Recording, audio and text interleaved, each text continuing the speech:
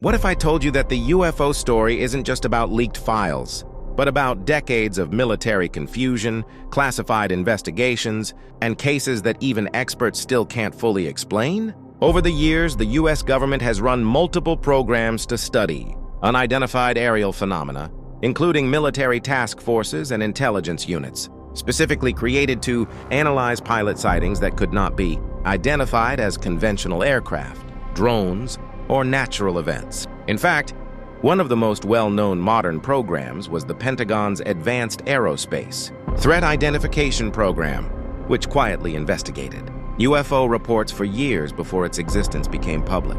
After that, another group, called the UAP Task Force, continued, collecting military reports from Navy and Air Force, pilots who repeatedly described objects, performing movements far beyond known. Technology, sudden acceleration, instant stops, and right-angle turns at extreme speeds. Some of the most credible cases come from trained military pilots with advanced radar and infrared systems. These aren't random sightings.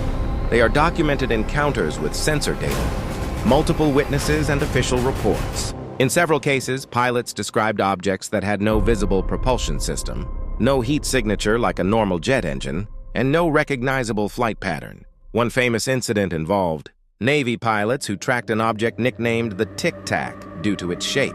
It reportedly hovered in mid-air, dropped thousands of meters in seconds, and then accelerated away so fast it disappeared from radar completely. Even after extensive analysis, investigators could not match its behavior to any known aircraft or missile system. And that's where the mystery deepens. Because even though many of these cases remain unexplained, the government has never officially confirmed any non-human origin. Instead, the language used in reports is always careful. Terms like unidentified, unresolved, and insufficient data are repeated again and again. But the question people keep asking is simple. If these objects are truly nothing unusual, why do trained military systems keep detecting them? And why do they behave in ways that seem to defy physics as we understand it? And when you zoom out, the timeline gets even more interesting. UFO reports didn't start recently. They appear across decades, from Cold War, radar tracking cases to early aviation sightings in the 1940s, and even back to the 1947 wave that introduced the term flying saucers. The Roswell incident only made it more controversial.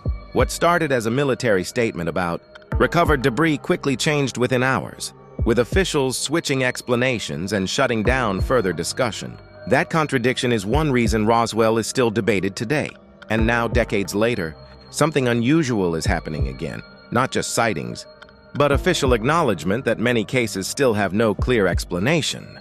Not confirmed aliens, but also not identified aircraft, weather, or simple sensor errors in every case. So we're left with something in between. A category of events that is documented, investigated, and recorded, but still unresolved. And that's why this topic keeps spreading. Because whether you believe in extraterrestrial life or not, the same question keeps coming back. What exactly have we been seeing all this time? And why can't it be clearly identified even now?